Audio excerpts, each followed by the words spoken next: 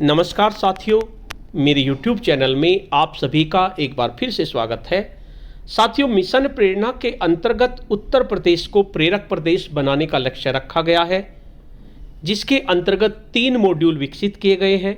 इसके साथ साथ आपको प्रेरणा लक्ष्य की सूची मिल गई होगी और प्रेरणा सूची भी आपको मिल गई होगी। तीनों मॉड्यूल का आपको अध्ययन करना है और इसके साथ साथ प्रेरणा सूची का भी आपको अध्ययन करना है। साथियों, अलग अलग ब्लॉक में अलग अलग परीक्षाएं आयोजित की जा रही हैं और एक बात कॉमन नज़र आ रही है सभी पेपर्स में कि इनमें प्रेरणा सूची से संबंधित बहुत सारे प्रश्न पूछे जा रहे हैं। तो साथियों, आज की इस वीडियो में हम प्रेरणा सूची का ही अध्ययन करेंगे।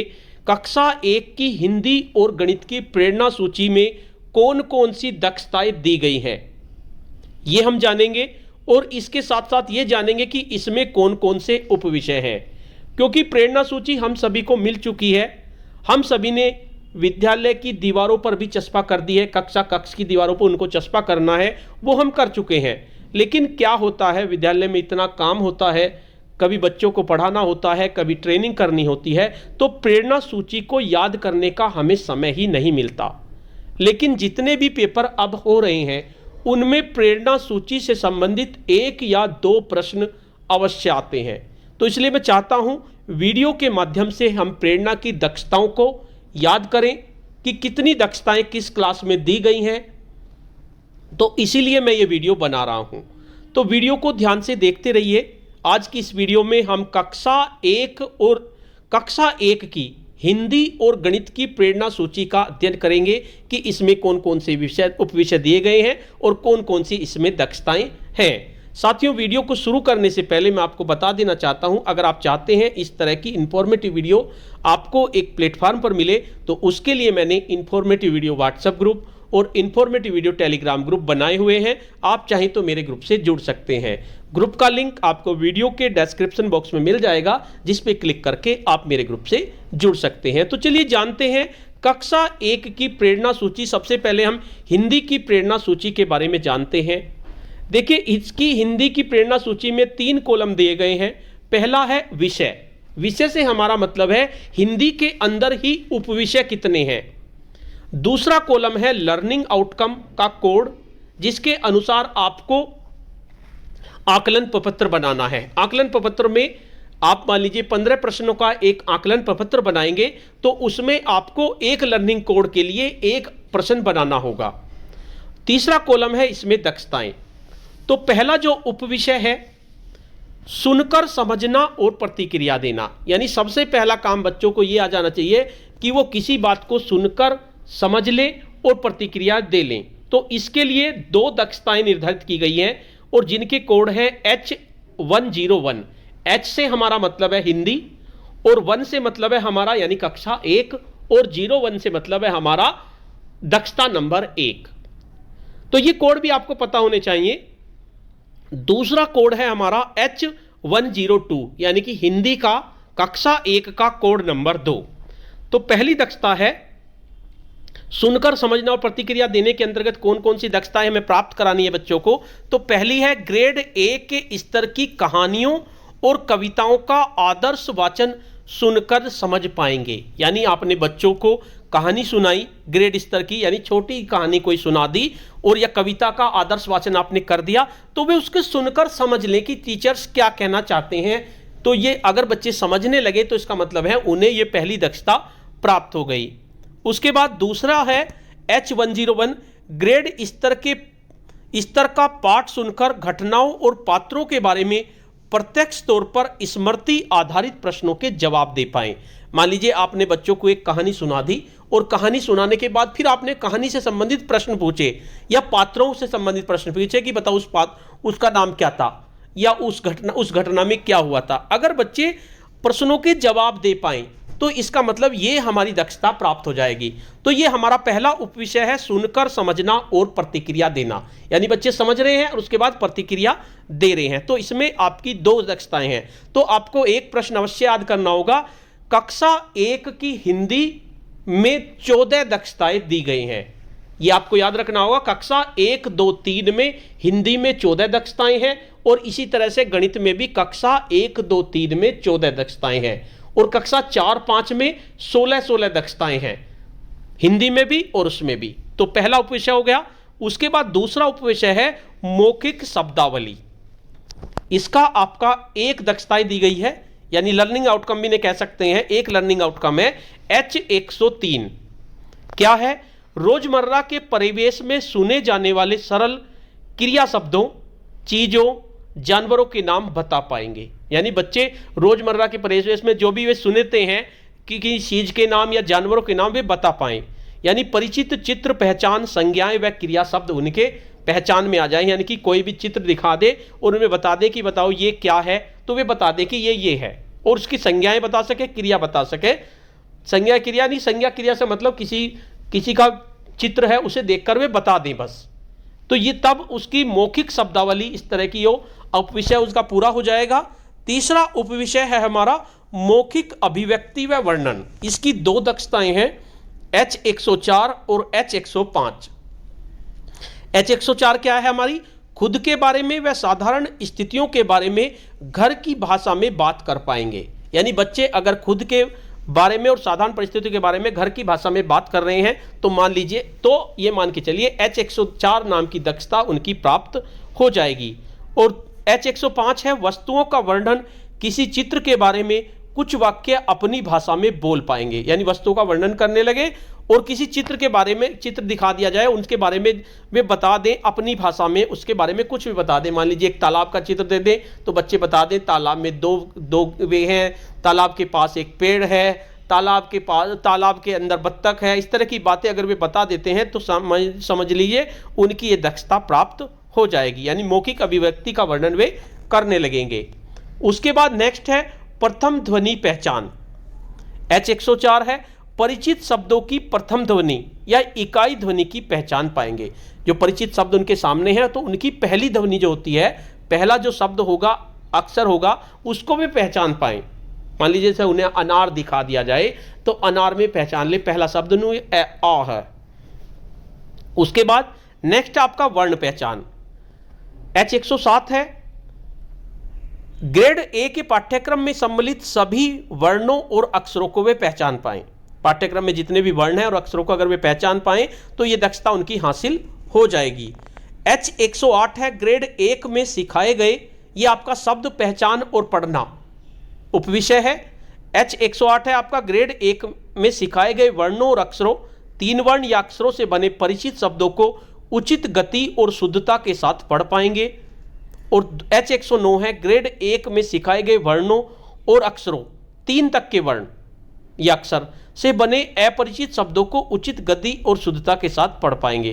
पहले तो ग्रेड 1 में सिखाए गए वर्णों और अक्षरों, 3 वर्ण या अक्षरों से बने परिचित शब्दों को, पहले तो परिचित शब्दों को अगर वे पढ़ जाएं उचित गति और शुद्धता के साथ, जो उनके परिचित हैं शब्द, तो इनकी दक्षता 108 प्राप्त हो जाएगी। उसके बाद अपरिचित शब्दों को भी अगर पढ़ने लगे तो दक्षता नंबर 109 वे उनकी पूरी हो जाएगी। उसके बाद नेक्स्ट है आपका मौखिक पठन प्रवाह H110 और H110 ही आएगा मौखिक पठन प्रवाह में। 4-5 वाक्यों के एक सरल पाठ्यांश को, जिसमें केवल 4-5 वाक्य हों, शुद्धता के साथ पढ़ पाएंगे तो इसका मतलब उनकी दक्षता ये प्राप्त हो जाएगी। उसके बाद पढ़कर समझना नेक्स्ट उपविषय है। ग्रेड 1 के स्तर के पाठ को समझते हुए पढ़ पाएंगे, यानी पाठ को पढ़ने के साथ साथ उसे समझ भी जाएं ग्रेड स्तर के पाठ को, तो उनकी H111 नाम की दक्षता प्राप्त हो जाएगी। और इसके साथ साथ H112 पाठ में स्पष्ट दिखने वाली जानकारी को निकाल या बता पाएंगे। जैसे इस तरह के प्रश्नों के जवाब, लड़की का नाम क्या है, जबकि पाठ में लिखा हो लड़की का नाम शांति है। आपने पाठ पढ़ा दिया, लड़की का नाम शांति था, और बाद में आपने पूछ लिया बताओ लड़की का नाम क्या था। तो इस तरह की जानकारी को अगर निकाल पाएंगे वे, यानी पढ़ के उन्होंने समझ लिया, तो ये दक्षता उनकी प्राप्त हो जाएगी। और इसके साथ साथ लेखन में क्या क्या, H113 सरल परिचित शब्द लिख पाएंगे जिनमें 2-3 अक्षर हों बस। और चित्र, पात्र, घटना का विवरण देने के लिए शब्द लिख पाएंगे। तो ये हिंदी की दक्षताएं हैं, 14 दक्षताएं हैं कक्षा 1 में। ये आपको याद रखना है क्योंकि इससे रिलेटेड प्रश्न अक्सर पूछा जाता है। जितनी भी ऑनलाइन परीक्षाएं हो रही हैं आपके ये प्रश्न जरूर पूछे जाते हैं। तो ये आपकी हिंदी की दक्षताएं हुई। अब बात करते हैं गणित की कक्षा 1 की प्रेरणा सूची में कौन कौन सी दक्षताएं दी गई हैं। इसमें भी 14 दक्षताएं दी गई हैं। तो इसमें अब एक चीज आपकी रह गई। अब ये देखिए कितने उपविषय हैं। सुनकर समझना और प्रतिक्रिया देना 1 हो गया, मौखिक शब्दावली 2 हो गया, मौखिक अभिव्यक्ति व वर्णन 3 हो गया, प्रथम ध्वनि पहचान 4 हो गया, वर्ण पहचान 5 हो गया, शब्द पढ़ पहचान या पढ़ना 6 हो गया, मौखिक पठन प्रवास 7 हो गया और पढ़कर समझना 8 हो गया और लेखन 9 हो गया। यानी कि 9 उपविषय हैं, 14 दक्षताएं हैं जो आपको याद करनी है। अगर आपसे कोई पूछे कितने उपविषय हैं तो 9 हैं और दक्षताएं हमारी 14 हैं। अब बात करते हैं गणित की। तो गणित की दक्षताएं संख्याओं की समझ एवं गणितीय कार्य, पहला तो आपका यही है, और दूसरा है ज्यामिति और माप और सामान्य गणित व डेटा संधारण। 3 उपविषय कक्षा 1 में दिए गए हैं। पहला उपविषय है हमारी संख्याओं की समझ और गणितीय कार्य। अब इसमें कितनी दक्षताएं हैं? पहले उपविषय में 9 दक्षताएं हैं। दूसरा उपविषय है, इसमें आपकी 4 दक्षताएं हैं और तीसरे उपविषय में 1 दक्षता है। तो क्या क्या दक्षताएं हैं संख्याओं की समझ और गणितीय कार्य में? सबसे पहली दक्षताएं हैं संख्या से पूर्व अवधारणाओं को समझ पाएंगे। यानी जो संख्या सीखने से पहले की अवधारणा होती है, जैसे दूर पास बता दे बच्चा कि ये दूर है ये पास है, लंबा छोटा बता दे, पहले बाद बता दे, आदि आदि वस्तुओं के गुण के आधार पर वर्गीकृत कर पाएंगे। यानी वे वर्गीकृत कर पाएं तो उनकी M109, M से मतलब मैथ यानी कि गणित, 1 से मतलब 1 क्लास और 0 का मतलब दक्षता नंबर 1।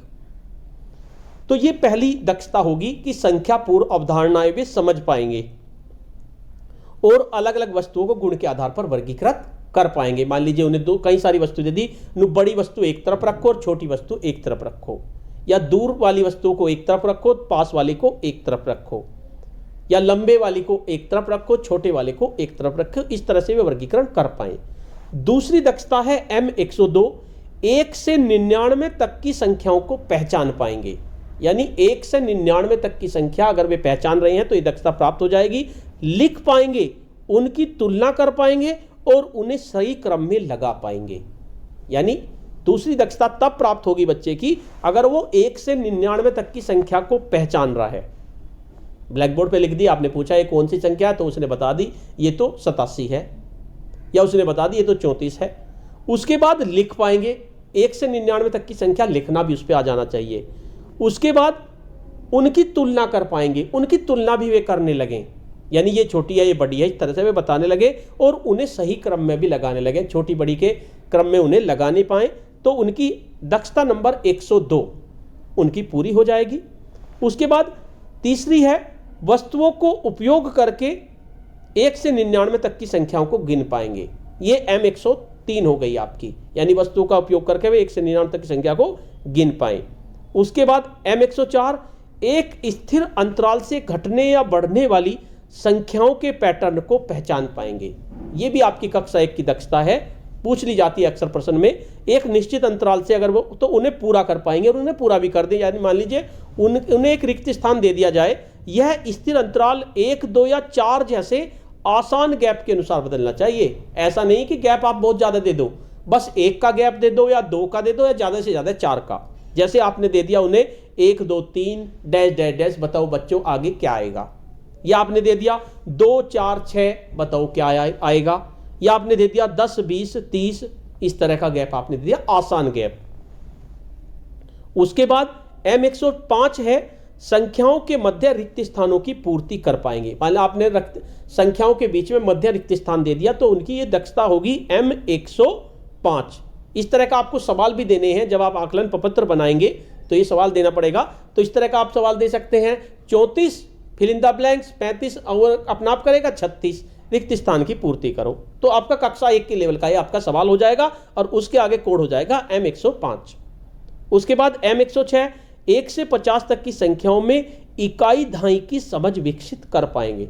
यानी 1 से 50 तक की संख्याओं में उन्हें पता चल जाए इकाई क्या है, दहाई क्या है। नेक्स्ट है M107, वस्तुओं के उपयोग से 1 से 9 तक की संख्याओं को जोड़ पाएंगे।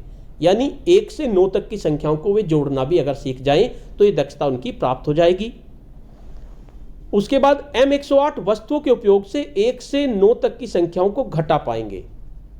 उसके बाद M109 जीरो की अवधारणा को समझ पाएंगे। बहुत सी बार प्रश्न आया है ये भी, जीरो की अवधारणा का किस कक्षा की दक्षता है, तो ये कक्षा 1 की ही दक्षता है, जीरो की अवधारणा को समझ पाएंगे।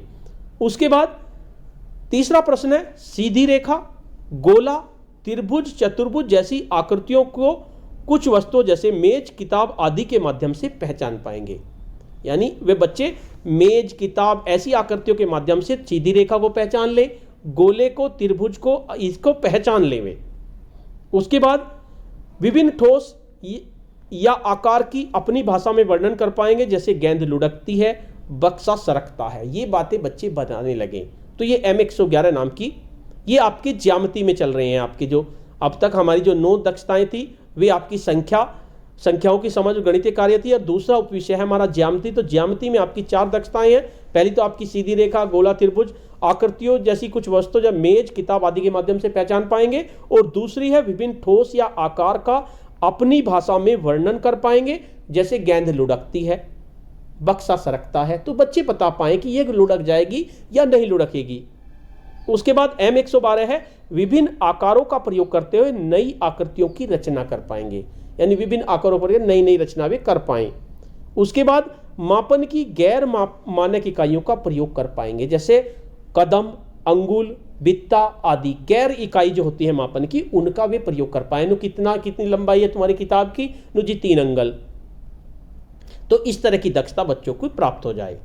उसके बाद नेक्स्ट दक्षता है आपकी सामान्य गणित एवं डेटा संधारण। सामान्य गणित और डेटा संधारण में दृश्य सामग्री में दिए गए चित्रों और संख्याओं के आधार पर सामान्य सूचनाएं इकट्ठे कर पाएंगे, नोट कर पाएंगे और अनुमान लगा पाएंगे।